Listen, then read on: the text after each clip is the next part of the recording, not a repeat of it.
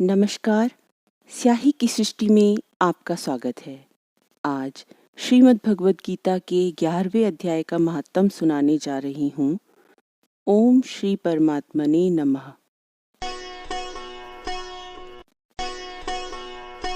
श्री महादेव जी कहते हैं, प्रिय, गीता के वर्णन से संबंध रखने वाली कथा एवं विश्व रूप अध्याय के पावन महात्म को ध्यानपूर्वक सुनो। प्रणीता नदी के तट पर मेघंकर नाम से विख्यात एक विशाल नगर है, जिसकी 4 दीवारी और द्वार बहुत ऊंचे हैं। वहाँ बड़ी बड़ी विश्रामशालाएं हैं, जिनमें सोने के खंभे शोभा दे रहे हैं। वहाँ के निवासी सदाचारी, शांत, जितेंद्रिय और सब प्रकार से सुखी हैं। उसी मेघंकर नगर में कोई श्रेष्ठ ब्राह्मण रहते थे, जो भगवान वासुदेव के शरणागत थे। उनका नाम सुनंद था। वे नित्य विश्वरूप दर्शन योग अर्थात गीता के 11वें अध्याय का पाठ किया करते थे।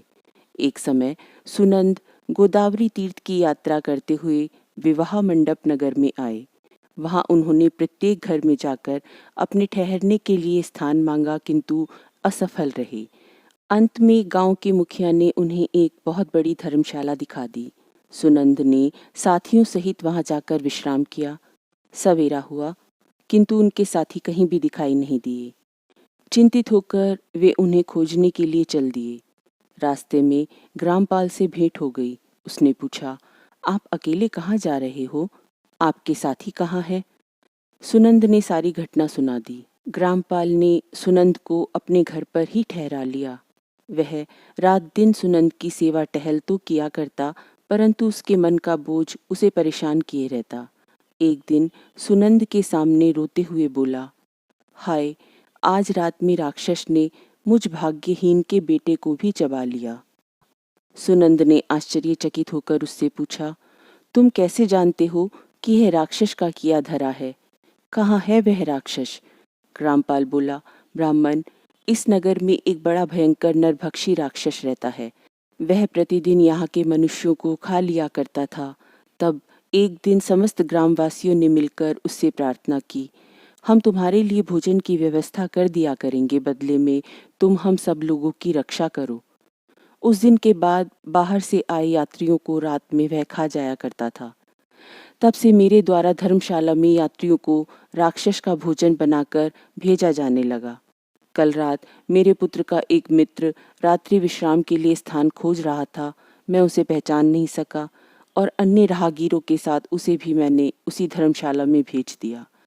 वह मेरे पुत्र का परम प्रिय मित्र था। जब मेरे पुत्र ने ये सुना तो उसे वहां से वापस लाने के लिए वह भी धर्मशाला के भीतर चला गया और राक्षस ने उसे भी खा लिया। कोई भी दुख ज्यादा पीड़ादायक तभी लगता है जब वह स्वयं पर पड़े। आज सुबह मैंने बहुत दुखी होकर उस पिशाच से कहा, अरे दुष्ट, मैं तो तेरे भोजन का प्रबंध किया करता था, तूने मुझे ही निर्वंशी कर डाला। मैं बार बार उसकी अनुनय करने लगा, यदि किसी भी उपाय से मेरा पुत्र जीवित हो सके, कृपा करके वो मुझे बता। राक्षस ने कहा, ग्रामपाल, अन्य पथिकों के साथ तुम्हारा पुत्र भी अनजाने में ही मेरा ग्रास बन गया है। एकमात्र उपाय यही है, जो ब्राह्मण सदा गीता के 11वें अध्याय का पाठ करता रहा हो, उसके प्रभाव से निस्संदेह मेरे उदर में पड़े लोगों की मुक्ति हो जाएगी और मेरा भी श्राप से उद्धार हो जाएगा। सुनंद ये सारा वृत्तांत बड़े ध्यान से सुन रहा था। उसने फिर पूछा, ग्रामपाल, जो रात में सोए हुए मनुष्यों को खाता है, वह किस पाप के कारण राक्षस हुआ है?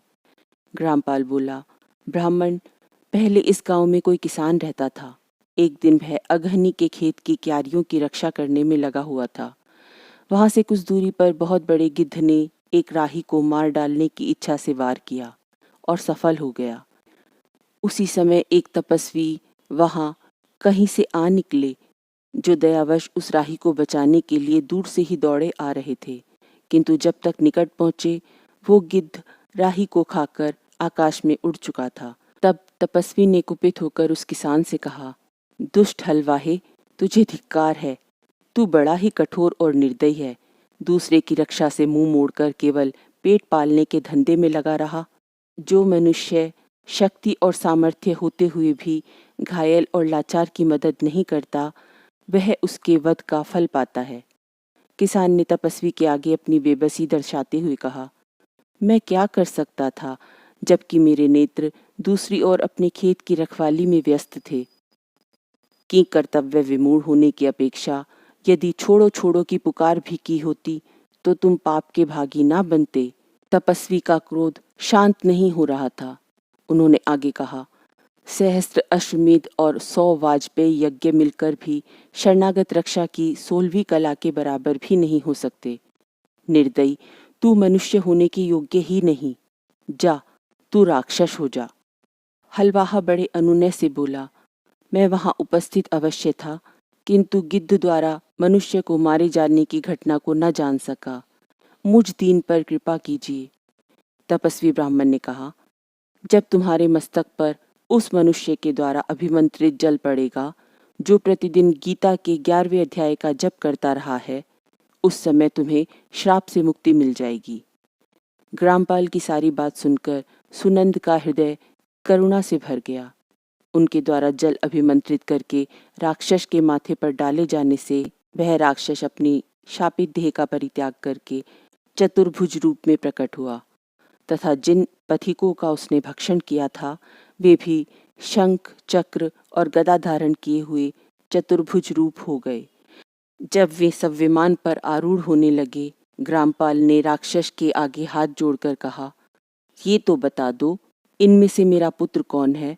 तब शाप मुक्त हुआ राक्षस बोला, ये सभी देवत्व को प्राप्त हो चुके हैं, इन सभी को अपना पुत्र समझो। ग्रामपाल जो ही अपने पुत्र को घर ले जाने को उद्यत हुआ, पुत्र हंस पड़ा और कहने लगा, ग्रामपाल, कई बार तुम भी मेरे पुत्र हो चुके हो।